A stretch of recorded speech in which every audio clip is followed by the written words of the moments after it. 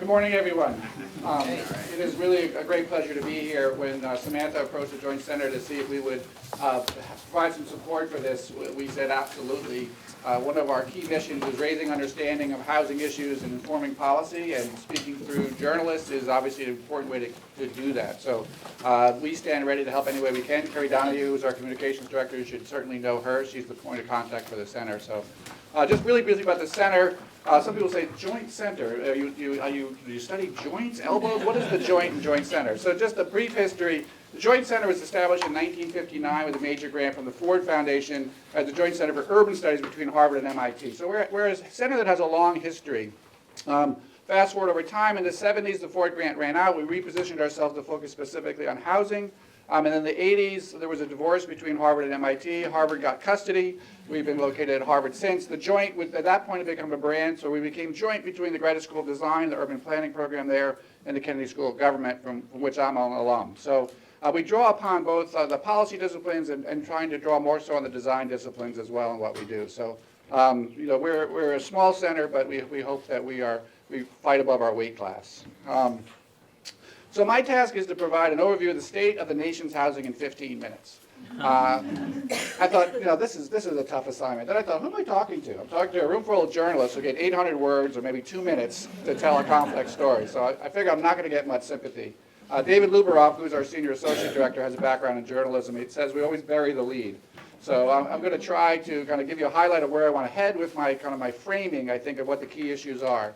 And so when I think about housing policy issues, I think of four broad areas that are really issues of concern for policy. One is, first and foremost, perhaps, is rental affordability. What's been happening in rental affordability in the country is a huge issue. Secondly is access to home ownership. Third is the issue around getting access to better quality neighborhoods for low-income minority households and people of color. And this issue of integration, both economically and racially, is fundamentally a housing question. Where people live as a housing choice, and it affects what communities we live in. And then the last is the issue about revitalization of distressed communities, which is not necessarily fundamentally a housing issue, but again, it's a choice about where people live, and housing is a key part of that. So let me just talk briefly about those four issues. And what I want to talk about is what's the issue, why does it matter, and then kind of what are some of the key policy issues. And so in the 12 minutes I have left now, not a lot of time, and so I think I'll just try to queue up, what will be conversations as we go forward. And also it's to say that these issues are intertwined. So the issue about rental affordability and home ownership relates to the question about integration, relates to the question of community revitalization. So they're not necessarily silos. So rental affordability. For those of you who cover this beat, obviously the issue about the fact that we have about half of renters paying more than 30% of their income on housing, record highs, has not come down much at all since the recession has ended. More than 11 million renters are spending more than half their income on housing, just at unprecedented levels of unaffordability of rental housing. It's nearly universal among people at the lowest income levels. About 80% of households are cost burdened, whatever market you live in.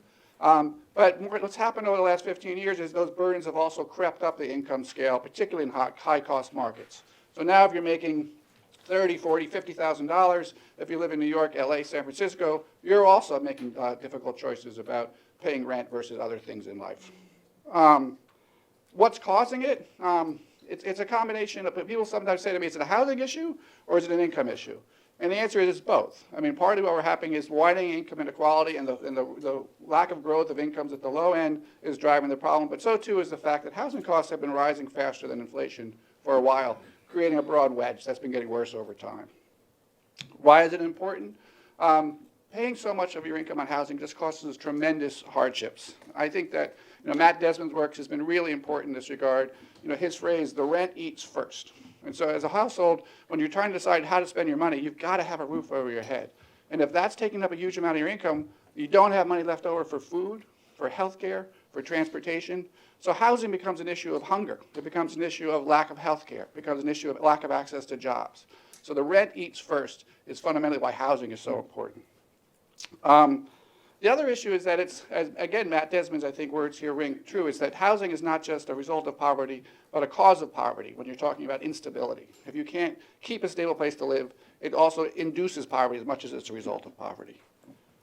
So what are the policy issues? Certainly one is just the fact that when you're talking about people at the bottom of the income scale, the private market simply can't provide housing at a cost they can afford. So you're talking about people making $15,000 working year-round at the minimum wage.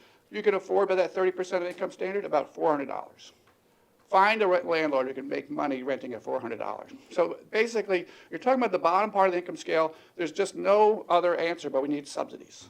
And right now, 1 in 4 get them who are eligible for them, and that's creating tremendous hardship.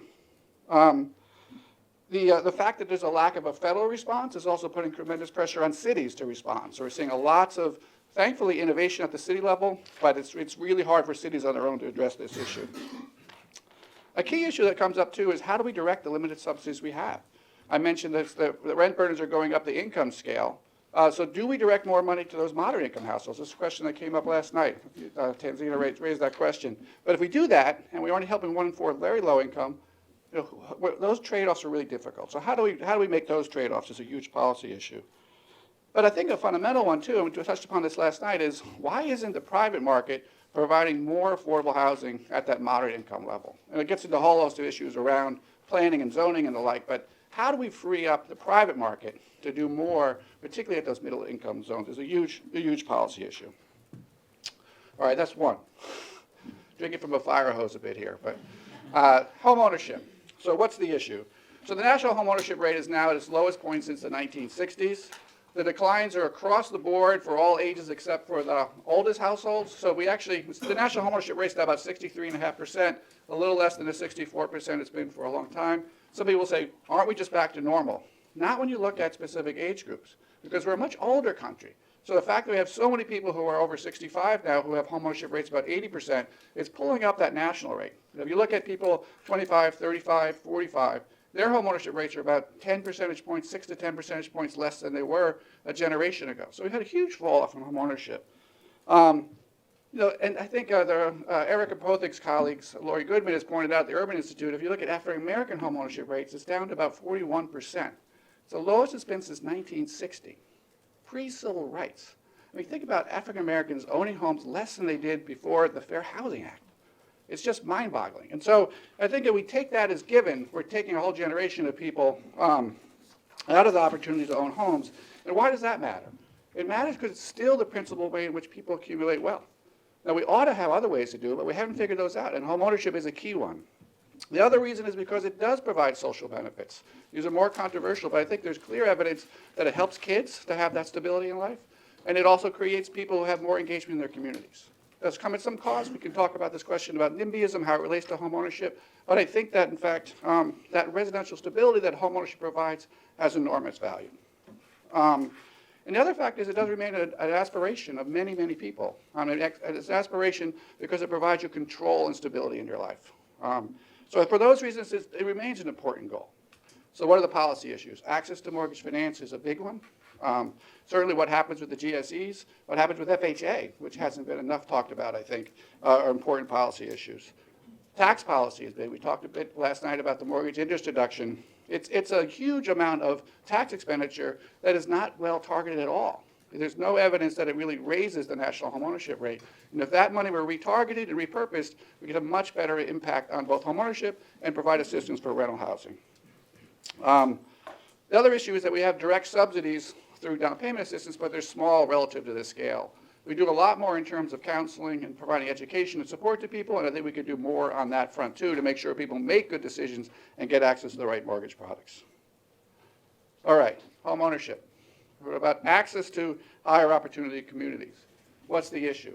I think there's just an incredibly important and growing body of social science research that points to the importance of where you live. Sean referred to this last night. Raj Chetty's work talking about the fact what happens to your incomes when you grow up in concentrated poverty versus not in concentrated poverty. The opportunity for economic advancement is huge.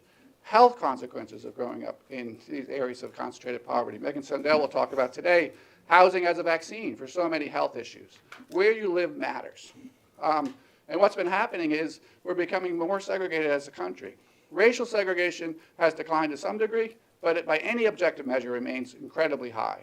And what's been happening on the income front is we're becoming more segregated as a country on the income side. There's research from folks out at Stanford looking at segregation of families by income. And you look back in 1970, about 2/3 lived in moderate income households. Now it's down to about 45%. About 2/3 or more are living in segregated, either low income or high income neighborhoods. So we're separating apart at a time when we know that neighborhood matters. What are the policy issues? Certainly local land use control is a huge one.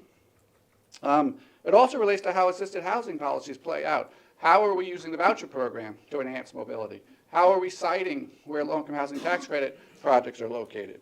And it also relates to this question of gentrification. How do we build in permanently affordable housing for neighborhoods that are going up in terms of opportunities that they provide? How do we make sure that those neighborhoods remain neighborhoods that are open to low-income and minority communities that have historically lived there? Inclusionary zoning is certainly an important way in which we can do that, one that's been growing, but also debates, as we saw last night, about how do we balance upzoning and creating more market rate housing and while preserving that community. I think one of the interesting questions here too is raising important questions about tenant rights. This is a conversation we haven't had in this country since the 1970s, when the last round of inflation led to rent control in California and New Jersey, led to more discussion about tenant rights. We're having that conversation again, and it's an important one to have. All right, lastly, what about distressed communities?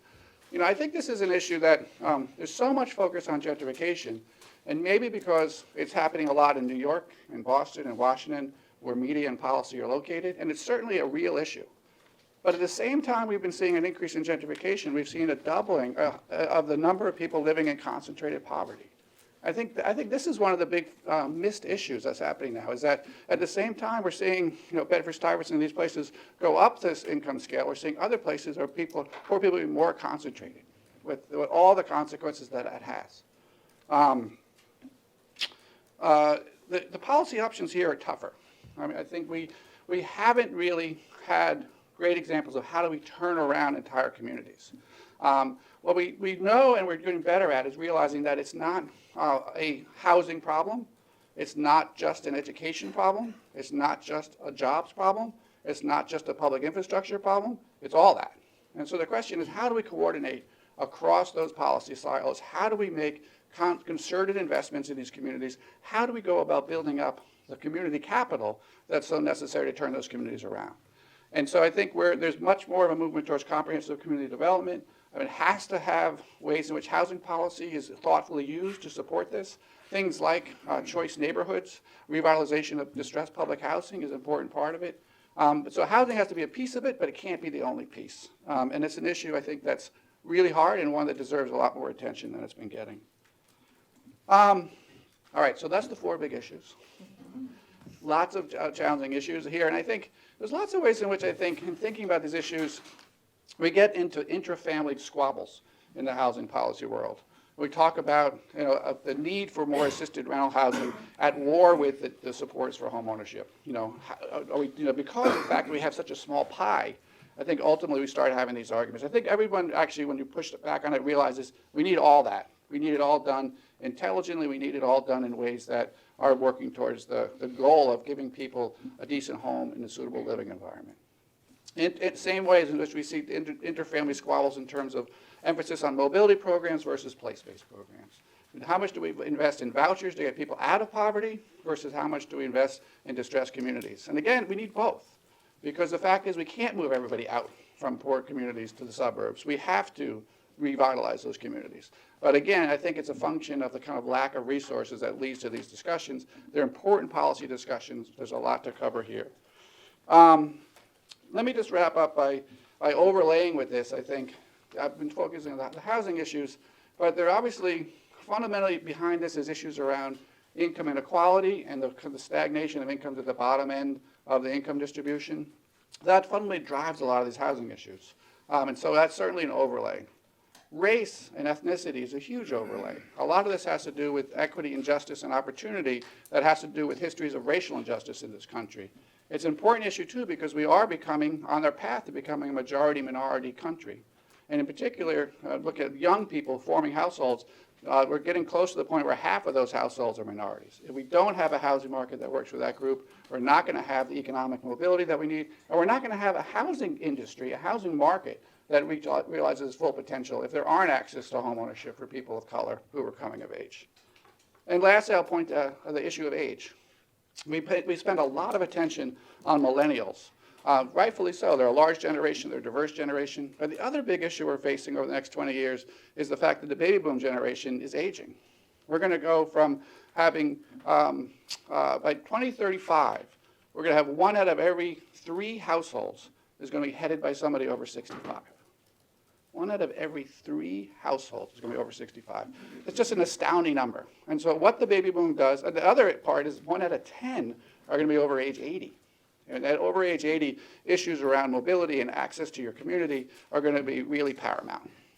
And it's important not just because of what do we do about the aging people, but the fact that what they do with their housing stock has big implications for millennials. We have to create more opportunities for older households to have places where they can live safely that'll free up housing for younger generations, have more housing stock that really fits the broad needs of our country. But I think aging is an important issue to watch how it affects housing markets and intergenerational issues over the next 20 years. All right, how'd I do? 15 minutes? Covered it all? All right, so I think hopefully we'll have, over the course of today, dig into these from different perspectives. The first panel we're going to have now is going to look at it from the perspective of Washington. We've got a great panel that's been assembled, people who are, have great experience, a different perspective. I think a good conversation is going to be queued up.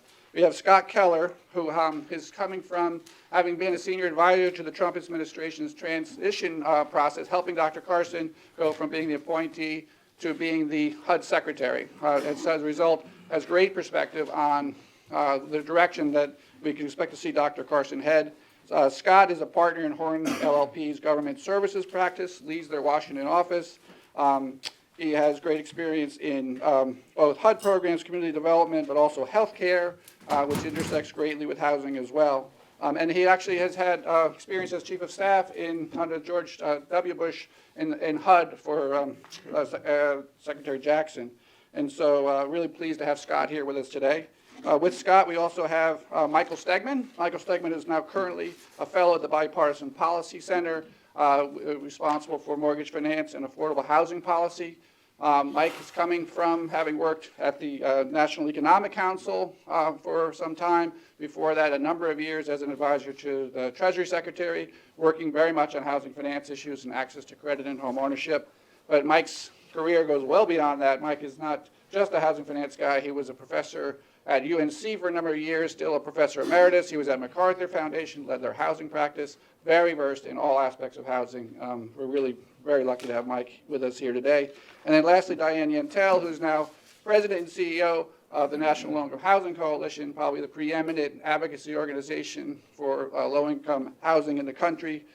She has spent time at the Enterprise Community Partners. She's also is in HUD herself in public housing in the Obama or the Clinton Obama administration. So why don't you folks come up here and join us. We'll get started with a panel discussion with these guys and get us started for the day.